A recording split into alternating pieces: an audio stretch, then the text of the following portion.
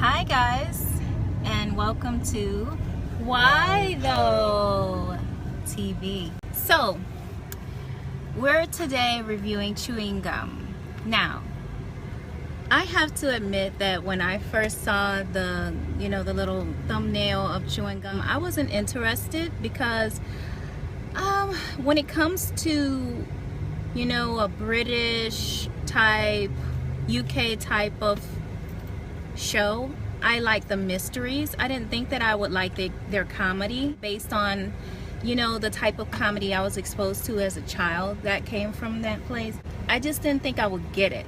I saw it and I was like, I cannot watch this without Brandon, because there's just certain shows that I know he would enjoy, and then I would enjoy much more if we was watching it together.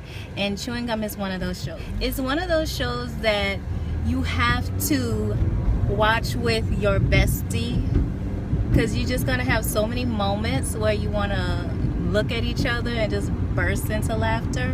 So chewing gum, why don't you tell them what chewing gum is about? It's about this girl in I guess she's in the projects, I think. Yeah. She lives in some type of housing development. Yeah. And she's like a 20-something-year-old virgin, and basically the premise of it is that she wants to lose her virginity. And she's in a super Christian household with her mom and her sister. And she has to, kind of keep up this facade like she's just as super Christian as her mom is and everything. But really, she's, really not. Really not at all. A group of friends and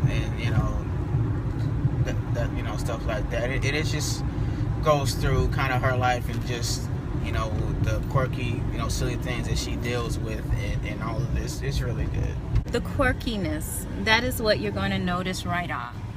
There's so many moments, especially in the first episode, where you're like trying to follow things and you don't know where it's gonna lead you, because especially in this comedy you see that the racial barriers that are here in the United States don't exist where they live.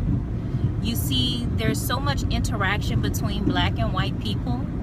It's like almost unnatural. When you watch this show, you're like, so they're just mixing like that and it's okay. And it's like, we have that here, especially in New Orleans where I grew up. Black and whites mix a lot in the same communities, not so much in other places I've noticed, I've lived.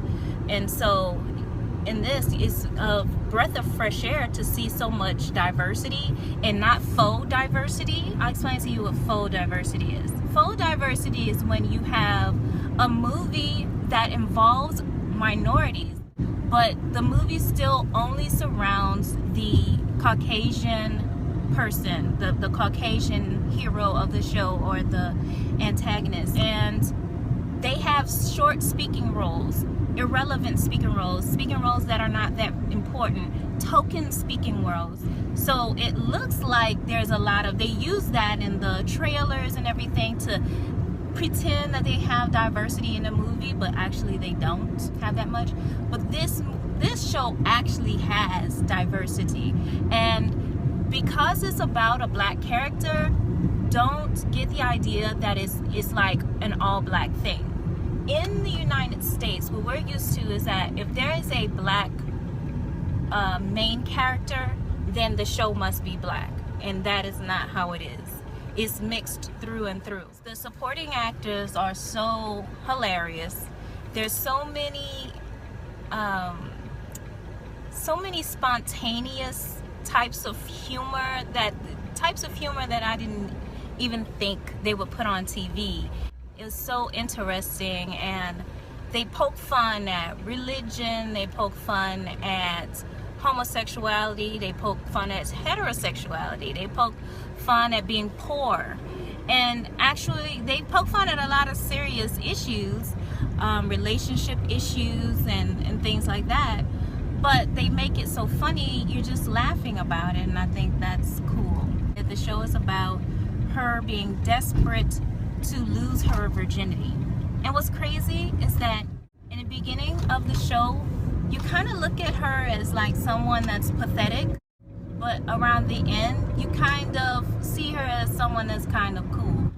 One thing I was happy with my American self is that this show, though it's not an American show, it gave me that resolution.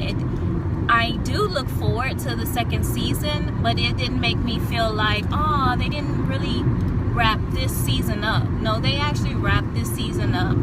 And this is one of those Netflix originals that we are really hoping gets a second season, because in so many ways, this show tickles, scratches an itch that Brandon and I have. We are very, very goofy behind closed doors, and this show touches on every goofiness level that we have in so many ways. So I think I would recommend this show to you. I give it a thumbs up. What else you gonna say? I think you should talk more. You should talk more about the realism and stuff like that, and things like that, situations in the show. What you mean? Like, talk about any relatable things, any realism, things that have to do with what the show is about, what she's going through. Anything relatable? Being a 20-something-year-old virgin trying to lose her virginity. Talk. No, not that. Just a family dynamic, or what she went through with her friends and her relationship, stuff like that. It's cool that she, you know, in her, seems like in the beginning, desperation and everything like that, you know, she comes across someone that's, you know, fits her, you know what I mean? Not that they're exactly alike or anything, but, you know, how people, you know, have somebody that they just connect with, you know what I mean? So, What are you talking her about? boyfriend. I'm trying to bring it, I don't know. Just anyway, we just started off. Anything else you would like to say about chewing gum? It's so hard to get you to talk about anything. I'm saying just say something about chewing gum. If you was talking to one of your friends at That's all I would say. at QT, How long do you think I talked about the same thing without spilling the beans on stuff? It's hard to do that. I do it perfectly every single time. So you say. Signing off, you guys. Bye. No. Next time we will review Odd Mom Out, another one of our shows that is not on Netflix. It's actually on what channel? Bravo. Bravo. So, Odd Mom Out is next.